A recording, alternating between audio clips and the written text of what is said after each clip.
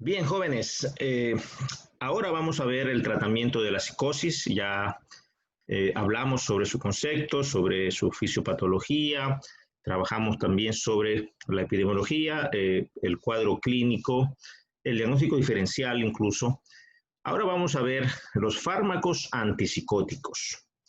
Sin duda, la mejor forma de aprender la farmacología antipsicótica es ubicándonos en la historia, ¿no? de esta parte de la ciencia médica.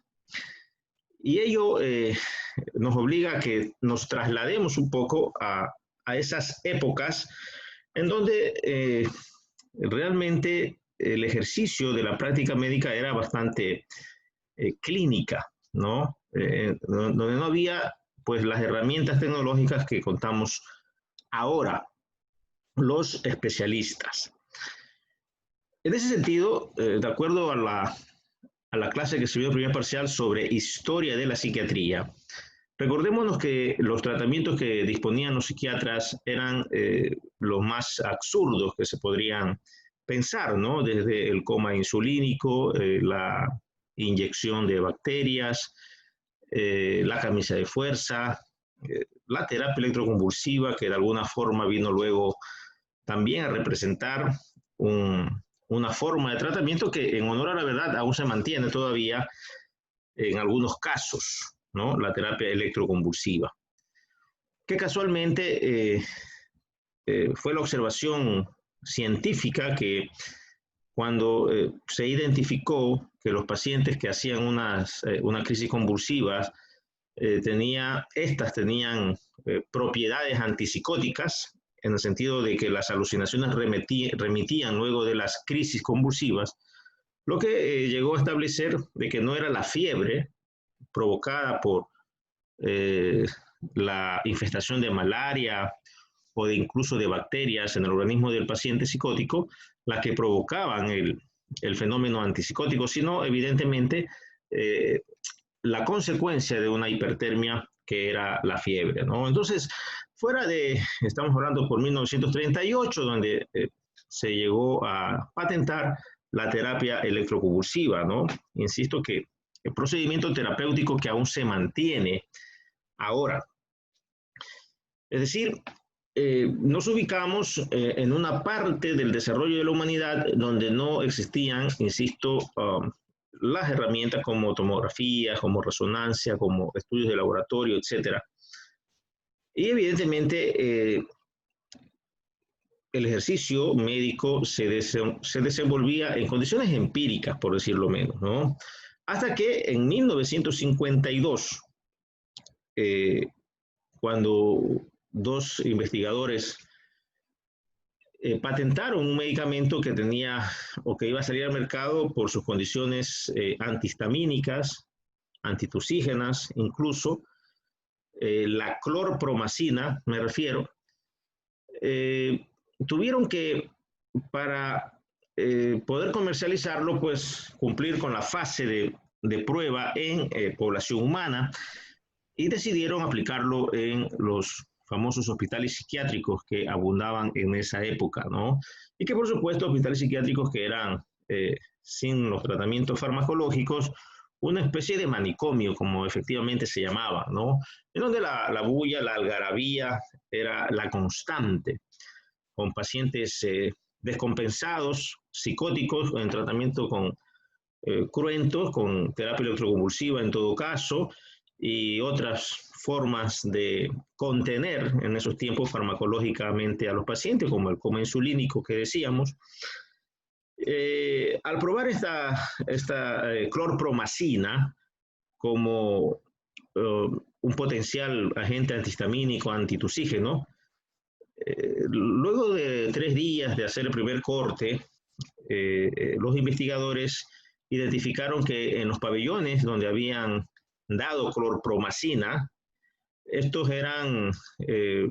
pabellones parecían pues realmente un convento por la inmensa paz, es decir, no había nada de bulla, nada de algarabía, mientras que en los pabellones controles, donde no habían dado la clorpromacina, estos pabellones seguían con la misma algarabía de siempre, es decir, estaba ahí el manicomio, mientras que en los pabellones que se administró clorpromacina, definitivamente esto no parecía manicomio porque los pacientes estaban en paz, sedados, compensados, si se quiere, lo cual demostró que la clorpromacina no solamente que tenía propiedades antihistamínicas, sino también antialucinatorias, antidelirantes, antipsicóticas. Entonces, por serendipia, recuerden que serendipia es los hallazgos científicos en la ciencia médica que se encuentran mientras se busca otra cosa, ¿no? Por ejemplo, la penicilina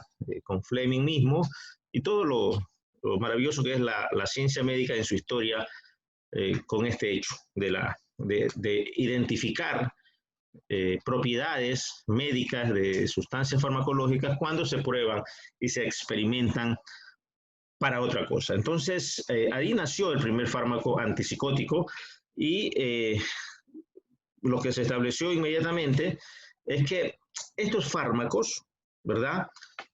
Una vez que se los estudia ya in vitro, tienen una propiedad.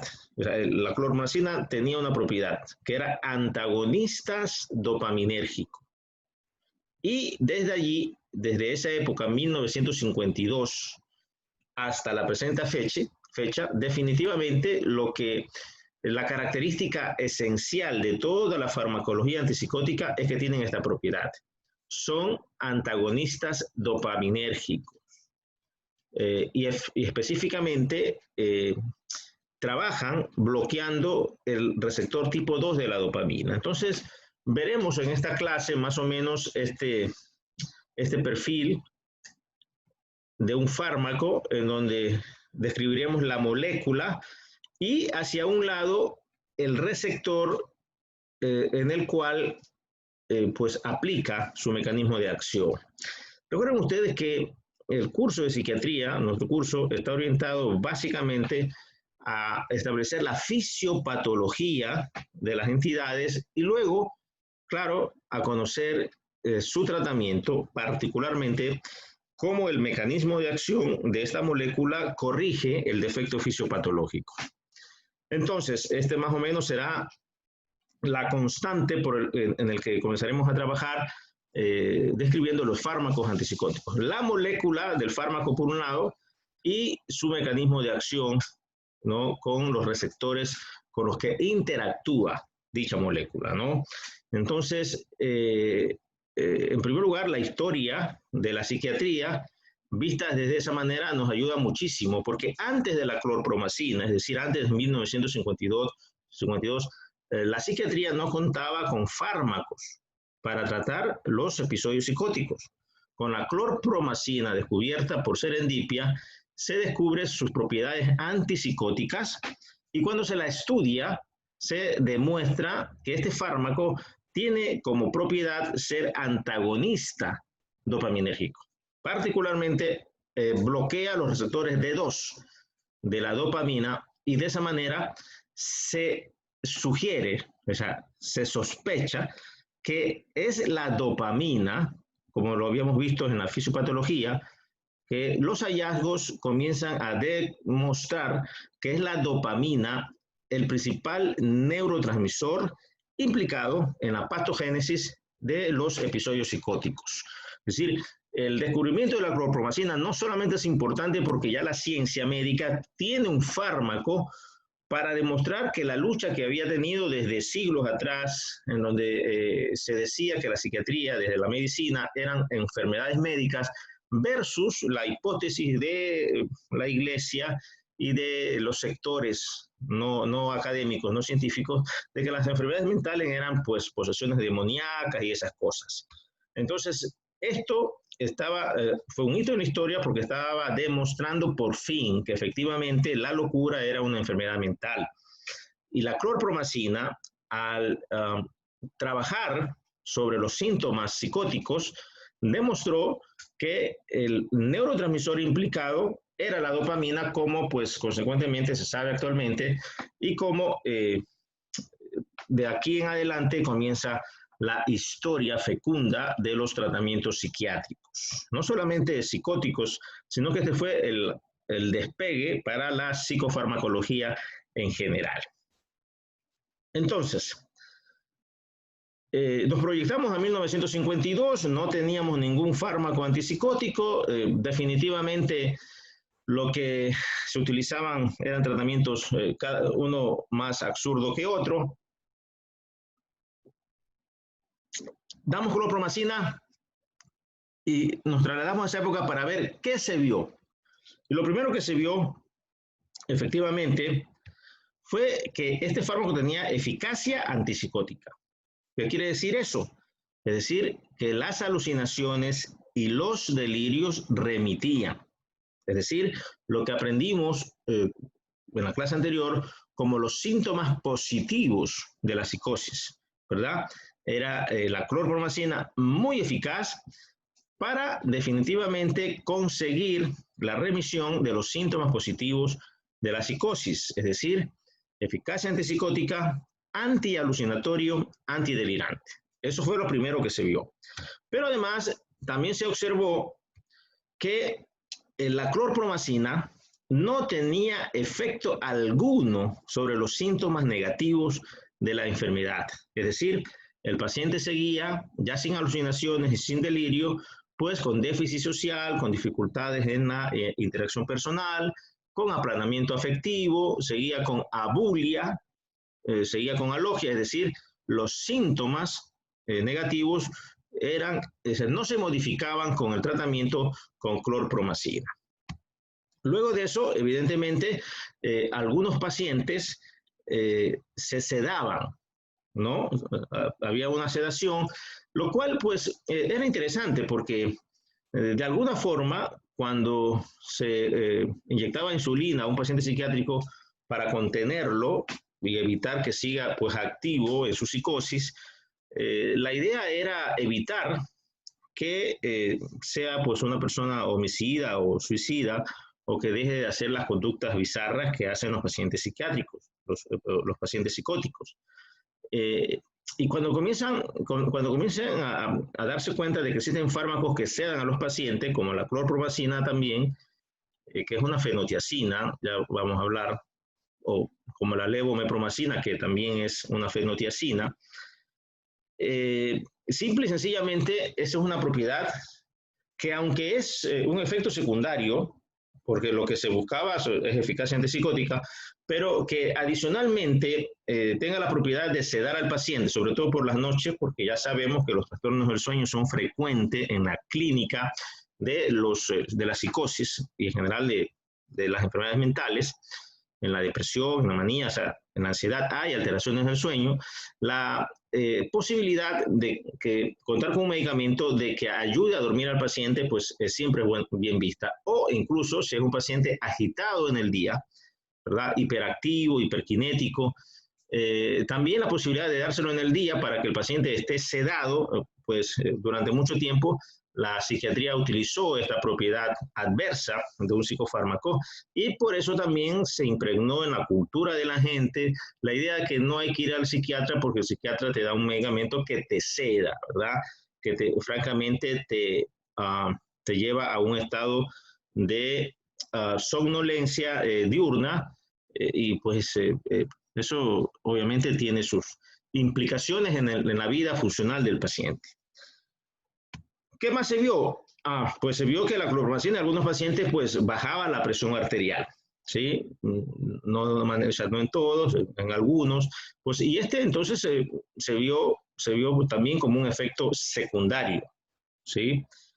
Y luego algunos pacientes que tomaban clorpromacina comenzaban a tener síntomas parkinsonianos, por ejemplo, y otros incluso distonías, que son estas crisis de contracciones musculares sobre grupos musculares, podrían ser inclusive los del ojo, en donde se producen crisis oculogiras, y etcétera, etcétera. Pero en términos generales, esa fue la otra parte, es decir, estamos proyectándonos a un tiempo donde no existían otros fármacos, donde la ciencia médica clamaba que aparezca un fármaco antipsicótico. Cuando aparece se ve eficacia antipsicótica, pero se ve que no actúa sobre síntomas negativos y además también se ve que existen efectos secundarios como sedación, como baja de la presión arterial y como síntomas parkinsonianos, pues lo cual un poco, aunque estábamos contentos porque ya teníamos un fármaco para trabajar contra las alucinaciones, evidentemente era un fármaco con un perfil de efectos adversos que molestaba, ¿no? Que molestaba mucho. Entonces, por un lado, eso, y por otro lado, rápidamente comenzamos nosotros a especular sobre qué era que pasaba en el cerebro con estas propiedades de la clorpromacina. Y entonces comenzó ya a existir la hipótesis dopaminérgica sobre o generadora de los síntomas positivos de la psicosis, ¿no? De la esquizofrenia, las alucinaciones y delirios. Y para eso ya se sabía que en el mesencéfalo, en el área tegmental ventral, existían neuronas encargadas de la síntesis y liberación de dopamina y que estas se conectaban al núcleo accumbens en este famoso circuito mesolímbico. Y por tanto, si mucha dopamina, o sea, si los fármacos eran antagonistas dopaminérgicos, era obvio pensar que el problema era que en esta vía efectivamente había un incremento por encima muy superior a las concentraciones fisiológicas de dopamina. La hiperdopaminergia en la vía mesolímbica comenzó entonces a patentizarse como la principal teoría en la patogénesis de la psicosis, como efectivamente se vio. Además, el hecho de que la clorpromacina sea un fármaco eficaz en esto, eficaz para que, aunque haya mucha dopamina en la vía mesolímbica, al estar los receptores bloqueados, esta no puede pues unirse al receptor postsináptico y consecuentemente generar su potencial de acción, pues explicaba que excita mucha dopamina, causando los síntomas positivos. Pero además ya los estudios habían demostrado también que la otra vía dopaminérgica, la vía mesocortical, en cambio, era la responsable pues de la expresión afectiva de los pacientes, del patrón de pensamiento, de todo lo que el lóbulo frontal vimos en las clases de primer parcial, hace, ¿no? en funciones neuropsicológicas, que tiene que ver con la personalidad, que tiene que ver con la esfera cognitiva e intelectiva de los pacientes, particularmente en esta forma de pensar, de analizar situaciones, de tomar decisiones, y que en los pacientes psicóticos, en los esquizofrénicos crónicos, no solamente se veían síntomas positivos en relación con un aumento de dopamina en la vía mesolímbica, sino también síntomas negativos que se patetizaban o se hipotetizaba que eran responsables más bien lo contrario, es decir, falta de dopamina en la vía mesocortical.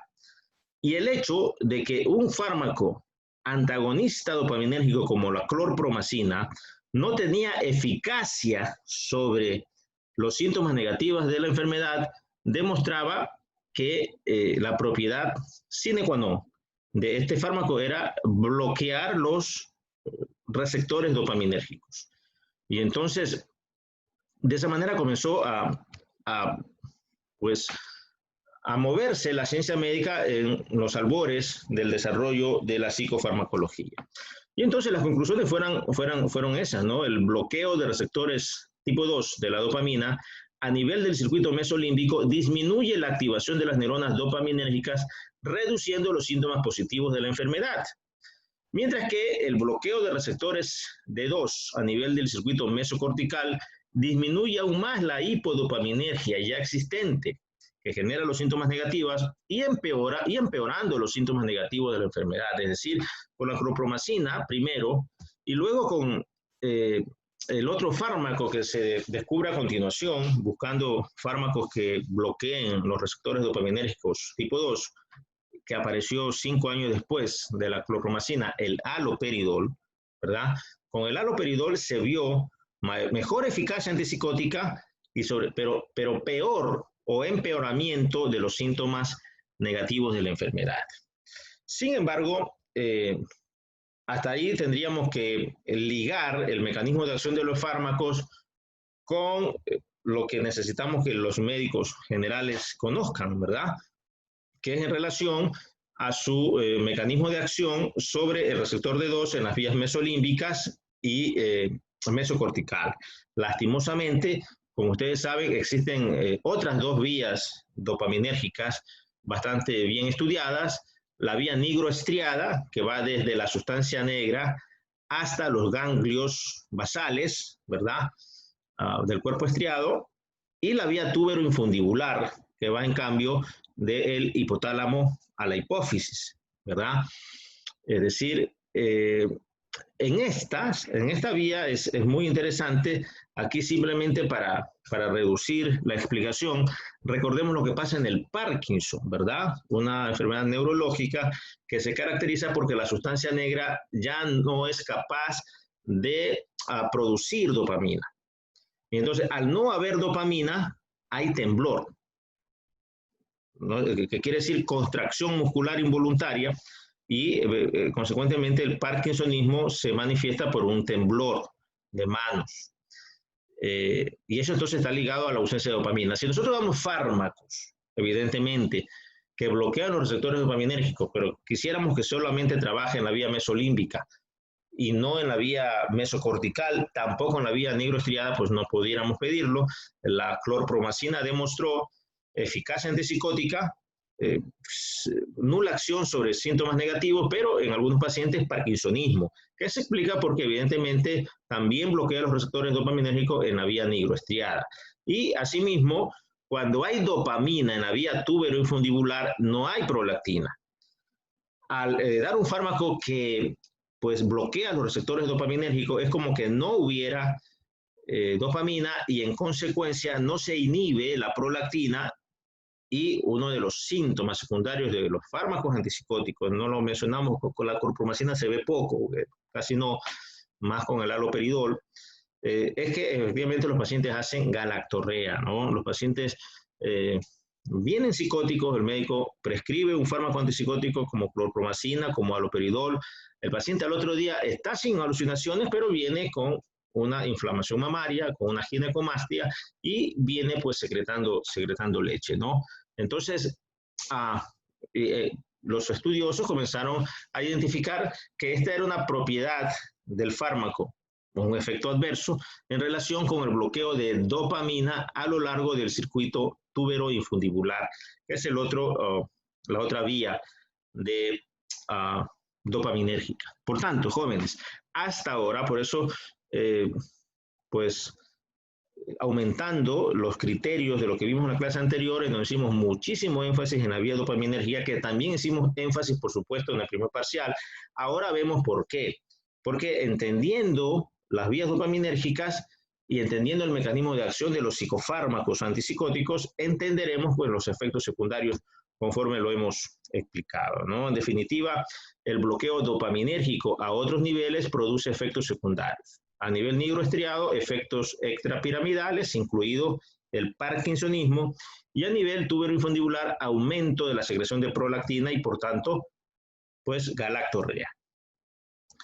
En todo caso, 5 años después, llegó el fármaco que aún hoy se utiliza, sobre todo en las emergencias de los hospitales, que los médicos generales lo conocen y que efectivamente lo siguen utilizando bastante para tratar los episodios psicóticos y las emergencias psiquiátricas. Es decir, no hay una emergencia psiquiátrica que no se utilice haloperidol, y está bien por sus propiedades farmacológicas, como vamos a ver. Nos proyectamos igualmente a 1957, donde se descubre el haloperidol, ya se había descubierto la clorpromacina, y lo primero que se observa es mayor eficacia antipsicótica. Es decir, si con clorpromacina teníamos respuesta sobre las alucinaciones y los delirios 4 o 5 días después, una semana después, con el haloperidol el efecto antipsicótico era inmediato, sobre todo cuando se utiliza por vía intravenosa.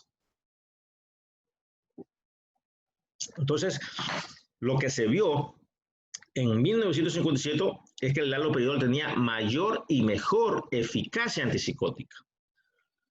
Luego, Al contrario de lo que pasaba con la alpromacina, que simplemente no actuaba sobre los síntomas negativos, era ineficaz. No solamente que el haloperidol era ineficaz, sino que empeoraba los síntomas negativos de la enfermedad. Esto no se veía con clorpromacina. Ahora sabemos que evidentemente que el bloqueo dopaminérgico en la vía mesocortical y en la vía mesolímbica es mucho más potente con haloperidol que con clorpromacina. Por eso, mejor eficacia antipsicótica en la vía mesolímbica y empeoramiento de los síntomas negativos en la vía mesocortical. Sin embargo, al contrario de lo que pasaba con la clorpromacina, la sedación no era importante.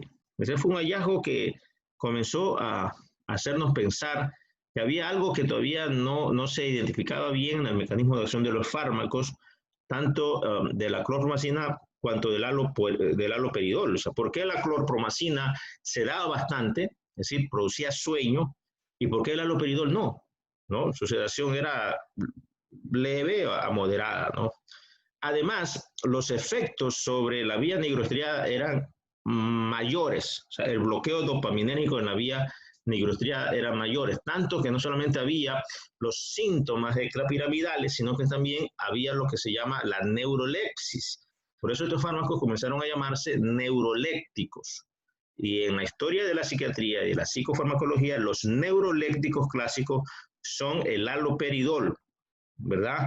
Y otros derivados de esta butirofenona, que en cambio ya no es una fenotiazina, por eso vamos a ver alguna diferencia en el perfil molecular del fármaco.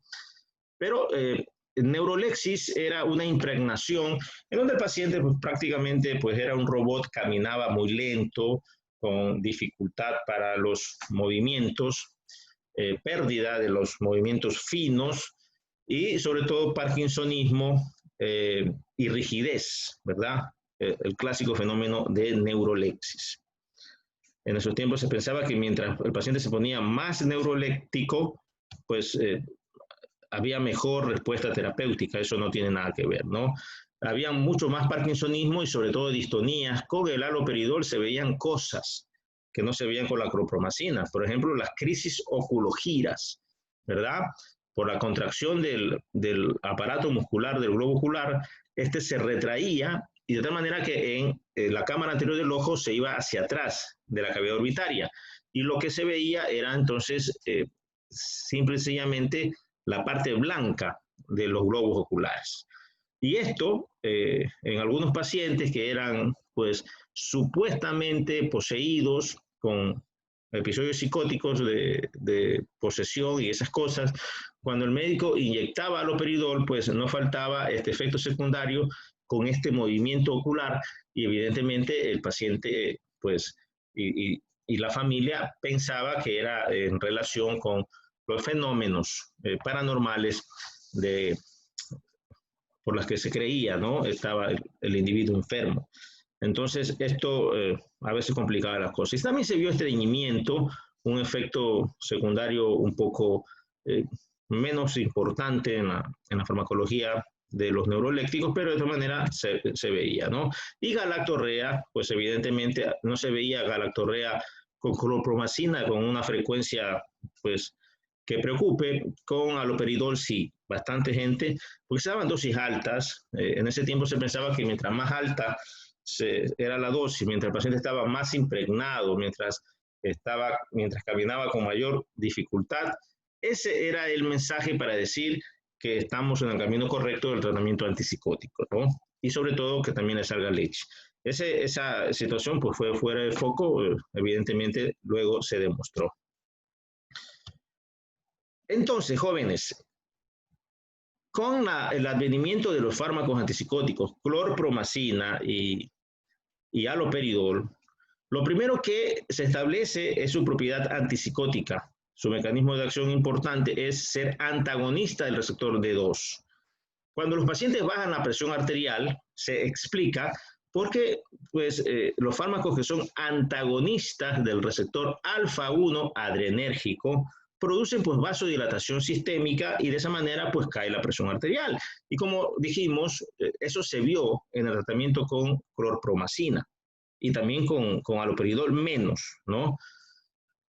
Aquí ya viene otra característica importante que el futuro médico debe, pues, entrar cuando estudia el mecanismo de acción de los fármacos, sobre todo de los psicofármacos. Es decir, nosotros tenemos la posibilidad que una vez que llegue al sistema nervioso, la molécula tenga mayor afinidad, ojo, tenga mayor afinidad por un receptor que por otro.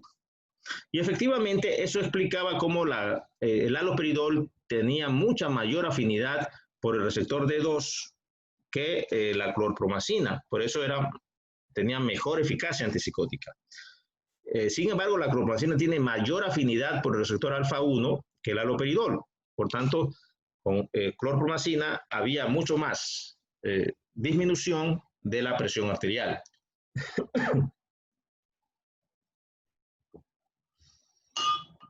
Doctor, esto explicaba... Déjame terminar la idea. Y entonces, asimismo, miren ustedes, la sedación que se veía con clorpromacina y levomepromacina, que es la otra fenotiazina, y no con haloperidol, es porque la clorpromacina tiene mayor afinidad por el receptor H1. Todos los fármacos antagonistas del receptor tipo 1 de la histamina producen sueño. Y entonces eso se observó. Y finalmente, esta propiedad sobre la musculatura lisa intestinal, sobre también fenómenos de boca seca, de visión borrosa, que también se ve con algunos fármacos antipsicóticos, es que algunos fármacos antipsicóticos tienen como propiedad, como mecanismo de acción también, ser antagonistas del receptor M1. Es decir, muscarínico tipo 1 de la acetilcolina. Por tanto, los primeros fármacos antipsicóticos, llamados fármacos antipsicóticos de primera generación, que son la clorpromacina, la levomepromacina y el haloperidol, son por un lado antagonistas del receptor D2, antagonista del receptor alfa-1 adrenérgico, antagonista del receptor H1 y antagonista del receptor M1. Este es entonces el perfil receptorial de los fármacos antipsicóticos de primera generación. Ahora sí, Darwin, ¿qué me querías preguntar? Bien, doctor, mi pregunta es esta. Yo estuve leyendo y viendo algunos videos que los fármacos antipsicóticos en algunos pacientes causaban infartos. ¿Causaban? Que causaban infartos, episodios cardíacos. Ya. Sí.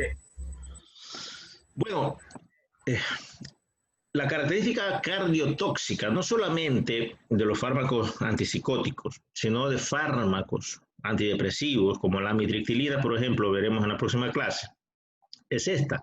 Es por ser antagonista del receptor tipo 1 muscarínico de la acetilcolina, ¿no? Pero hasta ahorita, como tú ves, no es una propiedad, no es un efecto importante, porque la afinidad sobre el receptor M1 es mucho menor. Es decir, clorpromacina, haloperidol, tienen mayor afinidad por receptores D2, luego por receptor H1 en el caso de la clorpromacina y la levomepromacina, y la levomepromacina y clorpromacina mayor afinidad sobre el receptor alfa-1 que haloperidol. ¿Sí? A continuación vamos a ver otras cosas, pero en términos generales, cuando nosotros hablemos de fármacos antipsicóticos, vamos a ver que la clasificación de los fármacos antipsicóticos se hace apenas en tres grandes grupos. Los de la primera generación, que son estos, los fármacos antipsicóticos viejos. Los de segunda generación, que son relativamente nuevos, o que vinieron después de haloperidol y de clorpromacina y de levomepromacina. Hay otros. Sin embargo, nosotros no lo mencionamos porque en el mercado ecuatoriano no existe. Y los antipsicóticos de tercera generación, que son los últimos, ¿verdad? Los de este siglo, y que también vamos a revisar, sobre todo, quizás el único que hay ahora en la actualidad en el Ecuador, que es el aripiprazol. Entonces, sí, hay un efecto cardiotóxico de algunos psicofármacos, pero está en relación con la propiedad anticolinérgica, ¿sí? Recuerden ustedes que existe también un síndrome anticolinérgico, ¿verdad?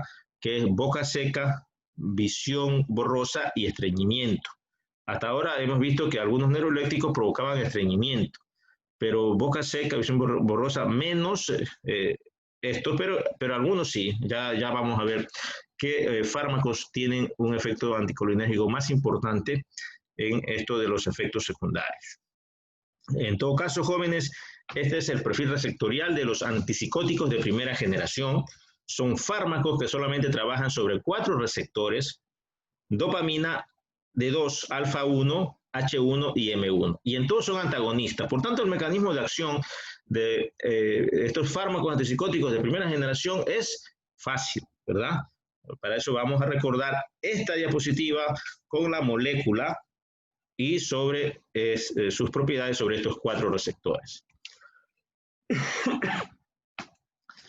La propiedad que sobre el bloqueo alfa-1 adrenérgico de los fármacos antipsicóticos no solamente es la hipotensión ortostática, también se describe una taquicardia refleja, mareos, la propia somnolencia que es causada más por el antagonismo H1, ¿verdad? Y la prolongación QT, ¿no? De lo que decía el compañero Darwin. Pero francamente, yo hasta ahora en 20 años no he tenido ningún problema de alteraciones cardíacas importantes por el uso de estos medicamentos. Sin embargo, sí se describen y tienen su razón de ser. El bloqueo H1 no solamente tiene que ver con las propiedades sedantes de los fármacos, sino también con el aumento del apetito.